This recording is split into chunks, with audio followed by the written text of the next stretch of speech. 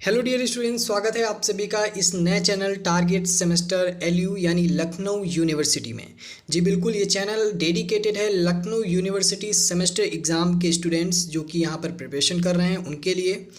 जो भी आपका थ्योरी बेस्ड पेपर होगा तो थ्योरी बेस्ड आपको यहाँ पर क्लासेस मिलेंगी, एमसीक्यू बेस्ड होगा तो एमसीक्यू बेस्ड यहाँ पर आपको क्लासेस मिलेंगी।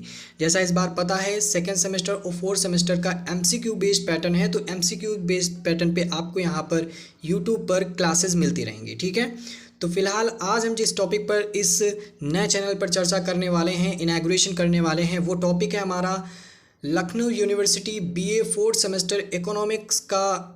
यहाँ पर जो सिलेबस है उस पर चर्चा करेंगे। ठीक है, लेकिन उससे पहले अगर आप लोग चैनल पे नए हैं और अभी तक चैनल को सब्सक्राइब नहीं किया है, यदि आपके लिए ये चैनल हेल्पफुल है तो जो चैनल को सब्सक्राइब कर लें और बेल आइकन को प्रेस कर दें ताकि नोटिफिकेशन कोई भी आए आपसे मिस ना हो सके। ठीक है, फिलहाल हम इकोनॉमिक्स जो फोर्थ सेमेस्टर है लखनऊ विश्वविद्यालय बीए के लिए, उस पर हम सिलेबस पर चर्चा करेंगे। यहाँ पर दो पेपर होते हैं बच्चों, आपको बता दें इस इकोनॉमिक्स के दो पेपर होते हैं फोर्थ सेमेस्टर में।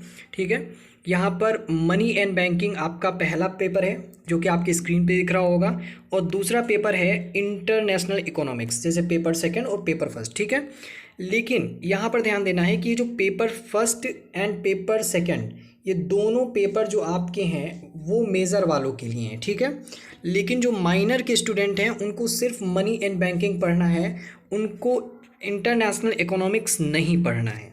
मेरी बात को समझे, यानी कि जो माइनर के स्टूडेंट्स हैं उनको ये वाला सेकंड पेपर नहीं पढ़ना है, लेकिन जो यहाँ पर मेजर के स्टूडेंट्स हैं उनको फर्स्ट पेपर सेकंड पेपर दोनों पढ़ना है। इतनी बात क्लियर हुई।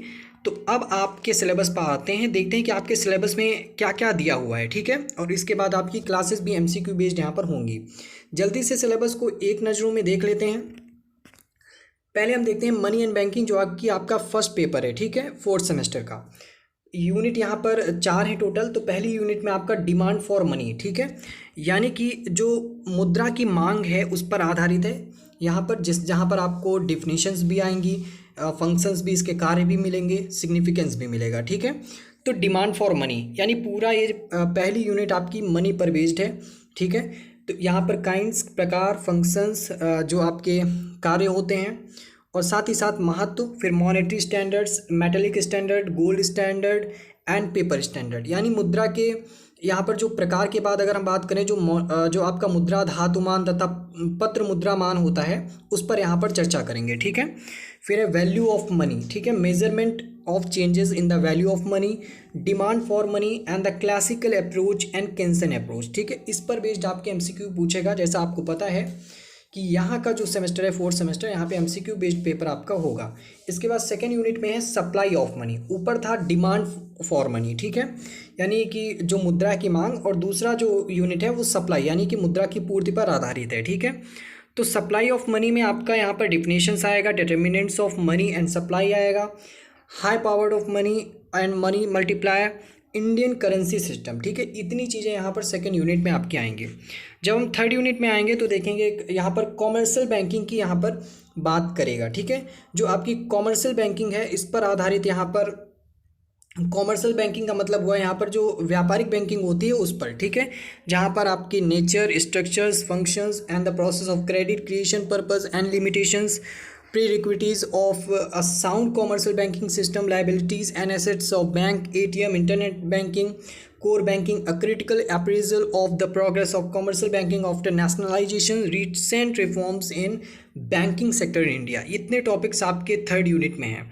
जब हम बढ़ते हैं फोर्थ यूनिट पे, तो फोर्थ यूनिट आपका कवर करता है सेंट्रल बैंकिंग। ठीक है, तो सेंट्रल बैंक पे यहाँ पर आधारित क्वेश्चन आएंगे, जैसे role of central banks in developed and developing countries, functions of a central bank, role of functions of the Reserve Bank of India. तो सेंट्रल बैंकिंग के जितने भी कॉन्सेप्ट हैं वो आपकी इस सिलेबस में यहाँ पर इस यूनिट में मिल जाएंगे। ठीक है, इसके बाद बढ़ते हैं सेकंड पेपर पे। पेपर सेकंड में बच्चों इंटरनेशनल इकोनॉमिक्स यानी कि अंतर्राष्ट्रीय अर्थशास्त्र जो है उसकी बात यहाँ पर कही गई है। ठीक है, यहाँ पर आपको यूनिट वाइज देखेंगे, 4 यूनिट यहाँ पर भी मिलेंगे जिसमें हम बात करेंगे। पहली है आपकी थियरीज ऑफ इंटरनेशनल ट्रेड। ठीक है, इसका मतलब है जो सिद्धांत हैं, जो व्यापार से जुड़े हुए सिद्धांत हैं उन पर यहाँ पर चर्चा की गई। उसके बाद सेकेंड यूनिट में आपका द बैलेंस ऑफ पेमेंट। ठीक है, जो बैलेंस पेमेंट है उस पर यहाँ पर चर्चा की गई है। जितने भी कॉन्सेप्ट होंगे बैलेंस ऑफ पेमेंट से रिलेटेड, बीओपी से रिलेटेड, ठीक है, तो वो यहाँ पर आपके कवरअप किए जाएंगे। इसके बाद है थर्ड यूनिट में आपका foreign exchange and exchange rate, ठीक है। यहाँ से जितने भी foreign exchange and exchange rate के हैं वो टॉपिक यहाँ पर दिए हुए हैं, जैसे meaning and foreign exchange rate and types, fixed pegged flexible hybrid foreign exchange rate under gold standard, purchasing power of parity, ठीक है, पीपीपी। तो इसी प्रकार के क्वेश्चन जो हैं आपके यहाँ पर बनेंगे इन टॉपिक से, यानी सिलेबस है, सिलेबस के बाहर आपका कुछ यहाँ पर आने वाला नहीं है, ठीक है। इसके बाद है यूनिट 4 जहाँ पर financial institutions, international monetary system, ठीक है, ब्रेटन वुड्स सिस्टम और आईएमएफ, जितनी भी फाइनेंशियल यहाँ पर इंस्टीट्यूशंस हैं, ठीक है, वित्तीय संस्थाएं जिनको कहते हैं हिंदी में, तो जितनी भी है इससे रिलेटेड आपके क्वेश्चन बनेंगे, ठीक है। वित्तीय संस्थाएं जो यहाँ पर वित्त को केंद्रित करने का काम करती हैं, वित्त को संचालित करने का काम करती हैं, ये सारी जितनी भी होती हैं तो फाइनेंशियल इंस्टीट्यूशंस, ठीक है, ये संचालन का कार्य करती हैं। तो इन पर यहाँ पर जितने भी इंस्टीट्यूशंस हैं, संस्थाएं हैं, इन पर आधारित यहाँ पर आपके प्रश्न पूछेगा। कुल मिलाकर जो भी प्रश्न आपका आएगा वो सिलेबस से ही आएगा। तो ये आपका है लखनऊ यूनिवर्सिटी इकोनॉमिक्स बीए के लिए 4th सेमेस्टर के स्टूडेंट्स का सिलेबस, ठीक है। तो आई होप कि चीज़ें अच्छी हुई होंगी और समझ में आई होंगी। यहाँ पर ये पीडीएफ आपको प्रोवाइड कर दिया जाएगा, ठीक है। अगर आप लोग टेलीग्राम चैनल से नहीं जुड़े हैं तो टेलीग्राम चैनल को जाकर के ज्वाइन कर लीजिए, वहाँ पर ये पीडीएफ आपको अवेलेबल हो जाएगा। इसकी जो एमसीक्यू बेस्ड क्लास हैं वो जल्दी आएंगी, ठीक है। इसी वजह से इस सिलेबस को समझने के लिए आई होप कि आपके लिए इतना काफ़ी है, और बाकी जो इतनी भी क्लासेस आएंगी वो सिलेबस पे बेस्ड ही होंगी। हमारे साथ जुड़ने के लिए आप सभी का बहुत बहुत धन्यवाद।